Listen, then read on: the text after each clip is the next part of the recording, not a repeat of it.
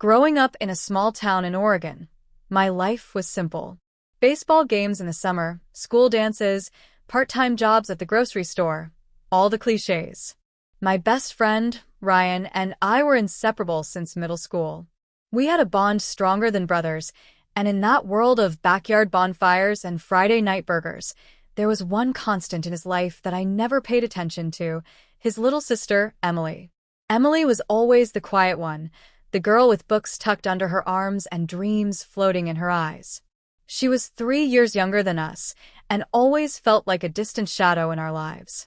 But something changed that summer after college, the summer I came back home. It started innocently. Ryan had moved to New York for work, and Emily was home alone with their parents. I offered to help around the house, just doing friendly things. Driving her to her summer internship, picking her up after evening classes, talking during the quiet drives under golden sunsets. One evening, as we sat on the hood of my truck under a sky full of stars, she said, "You ever feel like no one really sees you?" That hit me, because for the first time I realized I saw her.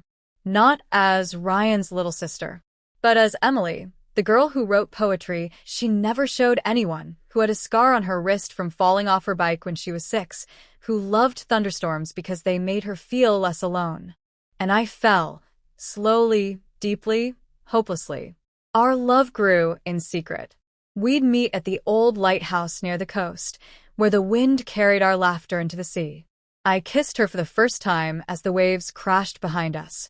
It was soft, hesitant, like asking permission to enter a world we knew could shatter everything. But with love came guilt. How could I tell Ryan? What if he felt betrayed?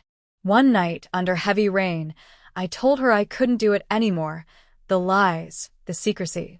She cried, her face wet with tears and rain. "Don't leave me," she whispered. "I've never felt more alive than when I'm with you." So I didn't. We kept loving, deeply, recklessly. Her room became my sanctuary, her hands my home. We danced barefoot in her backyard, made love under the soft hum of summer crickets, and planned futures we were too afraid to speak aloud. Then Ryan came home. He found out, not from us, but from a photo. A stupid, beautiful photo of Emily and me, wrapped in each other's arms, laughing under the lighthouse light. He didn't say anything at first, just walked out. Weeks passed. Emily was heartbroken. I was torn. I wrote Ryan a letter, 7 pages, every word bleeding with truth. I told him I loved her.